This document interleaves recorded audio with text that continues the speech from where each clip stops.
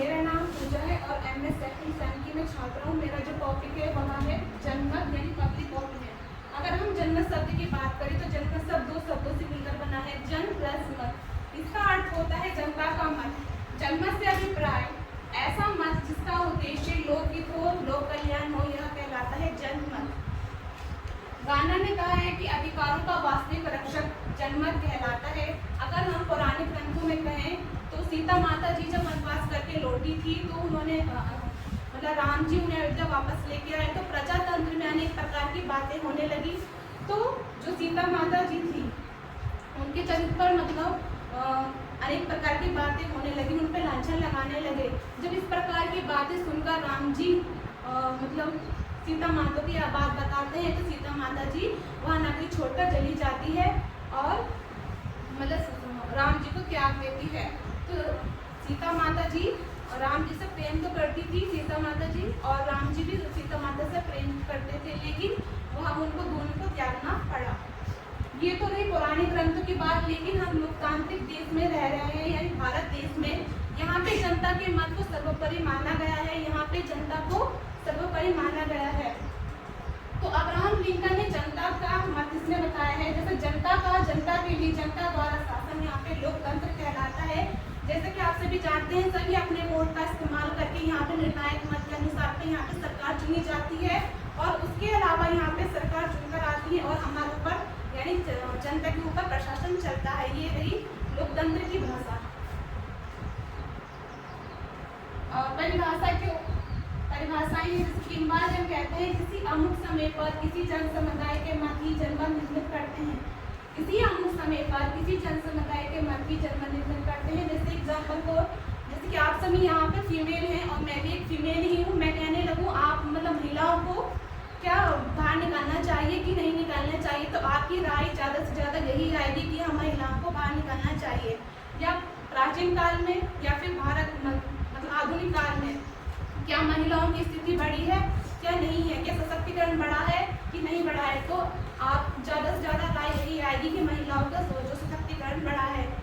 जैसे एग्जाम्पल को मैं यहाँ पे अपना लेक्चर दे रही हूँ तो मैं भी एक महिला सशक्तिकरण का एक उदाहरण हूँ। आप यहाँ पे उसको लेक्चर को सुन रहे हैं तो आप भी इसका एक उदाहरण ही है। तो लोकमत कहते हैं लोकमत विवेक और निस्वार्थ भावना पर आधारित विचार है जिसका लक्ष्य वर्ग विशेष न होकर संपूर्ण समाज का हित है।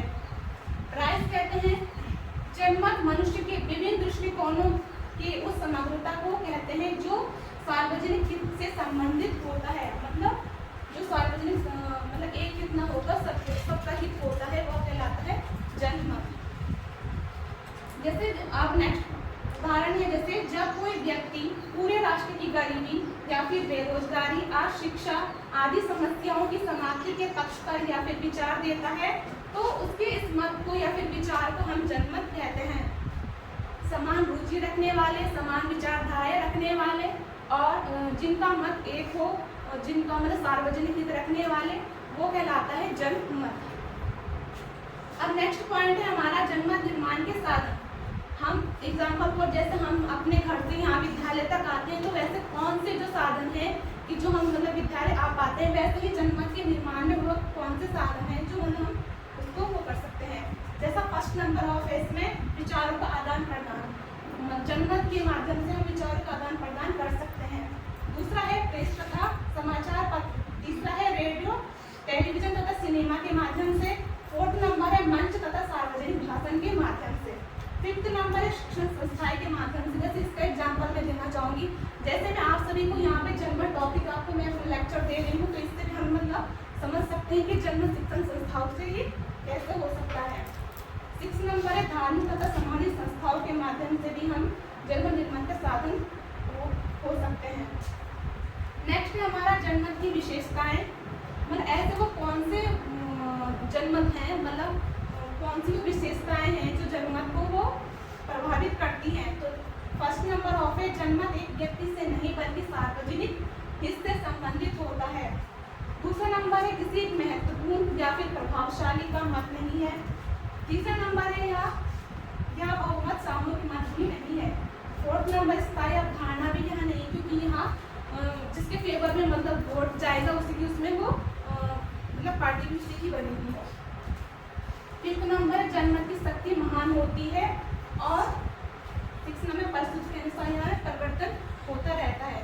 इसमें एग्जाम्पल और आपको बताना चाहूँगी कि हाल ही में कर्नाटक में मतलब कांग्रेस की सरकार चुनी गई है, तो वोट जनमत मतलब उसके पक्ष में था, इसलिए उसकी क्या है सरकार बनी है। तो कहने का मतलब है कि जनमत यानी लोकतांत्रिक देश में जनमत जो है सर्वोपरि माना गया है। जनता को समान रुचि रखने वाले, समान विचारधारा रखने वाले, समान